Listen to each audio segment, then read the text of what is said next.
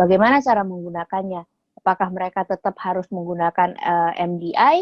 Lalu kalau tidak bisa menggunakan MDI, apa yang harus dilakukan? Jangan khawatir, walaupun obatnya hanya tersedia dalam bentuk MDI, kita bisa gunakan spacer untuk orang tua dan anak-anak. Spacer ini fungsinya adalah untuk sebagai satu ruang tunggu buat obatnya pada saat sebelum pasien menghirup zat aktif dari obat tersebut. Jadi keuntungannya dia bisa menghilangkan kebutuhan antara koordinasi tangan dan mulut, lalu partikel lebih cepat mengenai dinding spacer, jadi dia mengurangi deposisi di orofaring. Nah, kerugiannya karena dia bentuknya besar, jadi tidak praktis untuk dibawa-bawa. Dan biasanya spacer itu harus tergantung, kalau misalnya bisa belum tentu bisa digunakan untuk semua jenis MDI. Nah, ditambah lagi, dia harus sering-sering dicuci, tidak boleh dilap ya, dicuci di bawah air mengalir, langsung dikeringkan, diangin-anginkan. Tidak boleh dilap kering. Kenapa tidak boleh dilap kering? Karena kalau dilap kering, karena bahannya plastik, dia akan menyebabkan listrik statis, sehingga obat yang disemprotkan nanti akan menempel di dinding spacernya. Jadi untuk itu lebih baik dibersihkan dengan di bawah air mengalir, langsung diangin-anginkan untuk dikeringkan.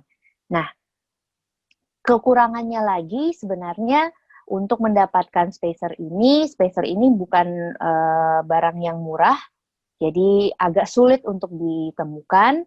Namun beberapa dokter yang menangani kasus pada anak dan orang tua itu sudah mengatakan juga bahwa spacer ini kalau tidak ada, bisa menggunakan spacer yang buatan sendiri dengan menggunakan botol air mineral. Jadi botol air mineral yang biasa yang 600 ml itu obatnya bisa digunakan dari karena susah untuk melubangi pantat botol. Jadi kita gunakan mulut botolnya sebagai tempat masuk obatnya. Lalu diplester supaya memastikan bahwa obatnya tidak keluar dari samping-sampingnya, memastikan dia kedap udara.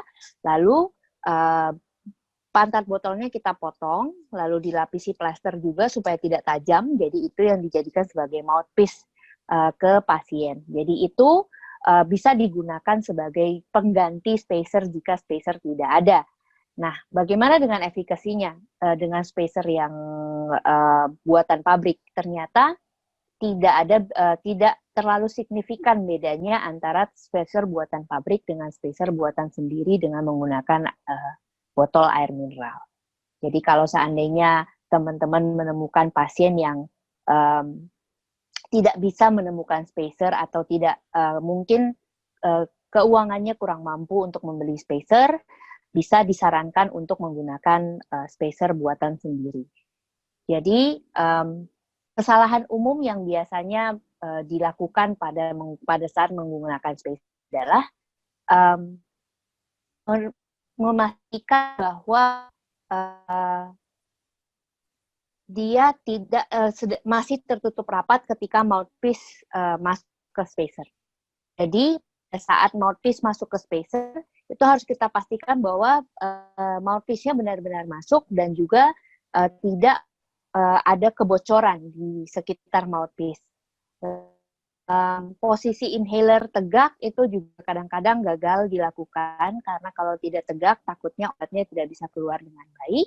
Mengaktuasi biasanya lebih satu dosis kadang-kadang karena namanya lelah. Lalu kegagalan menghirup melalui mouthpiece biasanya karena dia terlalu besar. Jadi pasien itu kapan nih saya bernafasnya? Apakah saya boleh bernafas ke dalam lagi atau tidak? Karena seharusnya memang bernafas melalui spacer, jadi tarik nafas melalui mulut, buang nafasnya melalui hidung. Namun kalau seandainya memang tidak bisa, pasien boleh kok menghembuskan kembali nafasnya ke dalam spacer. Jadi melalui mulut, peran nafasnya juga tidak masalah sebenarnya. Nah, baik yang diajarkan ke pasien itu inhalasi atau pengeluaran nafas itu melalui hidung. Itu yang paling baik. Kadang harus perhatikan juga spacernya ada tidak, jadi ada kebocoran atau tidak pada spacernya. Nah, ini kita lihat cara penggunaan spacer. Jadi pas yang siapkan MDI-nya terlebih dahulu, dikocok, lepaskan tutupnya terlebih dahulu, dikocok, lalu masukkan ke dalam spacer. Sebelum spacer dimasukkan ke di mouthpiece, ditujukan ke mulut, buang nafas,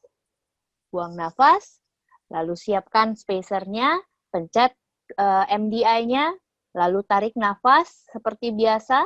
Pastikan bahwa aktuasi dari tabung inhaler sekali saja dan bernafas dalam dan pelan. Setelah bernafas beberapa kali, tarik nafas, tahan nafas selama 10 detik. 10 detik kalau tahan ya. Jadi kalau biasanya kita mengucapkan bilangnya ke pasien sekuatnya Bapak atau Ibu saja, karena biasanya pada pasien asma jangankan menahan nafas 10 detik, mereka bernafas aja sulit gitu ya, apalagi kalau mau kita minta untuk menahan nafas selama 10 detik. Jadi setahannya aja, sebisanya Bapak atau Ibu menahan nafas. Lalu buang nafas, ulang sesuai yang diresepkan, dan pastikan setiap kali penggunaan inhaler. Inhaler apapun itu, pastikan pasien berkumur-kumur setelahnya. Walaupun dia tidak mengandung tidak mengandung kortikosteroid, tetap harus berkumur-kumur karena memang penggunaan inhalasi atau inhaler ini bisa menyebabkan selain kandidiasis, suara serak juga bisa. Jadi akan lebih baik untuk pasien terbiasa kalau dia menggunakan inhalernya, mau itu dengan atau tanpa spacer, mau itu bentuknya MDI atau dry powder inhaler, dia berkumur-kumur setelah menggunakan obatnya. Nah, jadi kalau kita lihat di sini, yang kunci dari penggunaan MDI yang baik tanpa spacer, itu adalah jangan lupa dikocok terlebih dahulu, buang nafas, pada saat pasien dikatupkan ke bibir, pencet atau aktuasi, pada saat diaktuasi, bersama-sama tarik nafas, tahan 10 detik atau sekuatnya, lalu buang nafas, ulang kalau misalnya ada 2 dosis, lalu tutup kanisternya, lalu kumur-kumur jangan lupa. Kalau dengan spacer akan lebih gampang untuk pasien karena pasien bisa bernafas seperti biasa saja ke dalam spacernya. Jadi itu lebih gampang.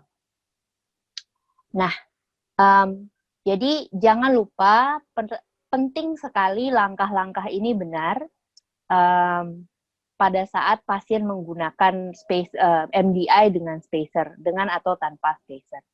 Jadi mungkin sebagai tambahan di sini yang perlu saya beritahukan adalah kalau di anak usia di bawah 5 tahun sebaiknya tidak menggunakan mouthpiece, tapi menggunakan face mask.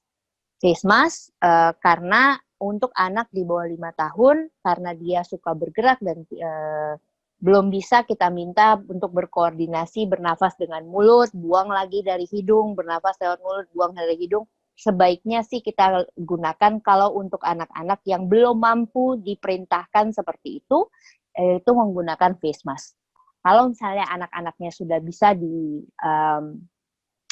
untuk buang nafas lewat hidung, pelan-pelan diajarkan, itu boleh dengan mouthpiece. Kalau untuk orang dewasa atau orang tua, sebaiknya melalui mouthpiece, tidak menggunakan face mask. Karena memang penghantaran obat itu akan lebih baik jika menggunakan mouthpiece dibandingkan dengan face mask. Nah, sekarang dry powder inhaler. Dry powder inhaler seperti namanya, dry powder, bubuk kering, jadi dia menghantarkan obat ke paru-paru dalam bentuk bubuk kering. Jadi, pada saat dia melewati saringan atau ada sekat di mouthpiece, itu dia akan terimpact dan menjadi partikel yang lebih kecil lagi. partikel yang lebih kecil lagi yang nantinya akan masuk ke dalam paru-paru sampai ke bronchiolus. Nah, umum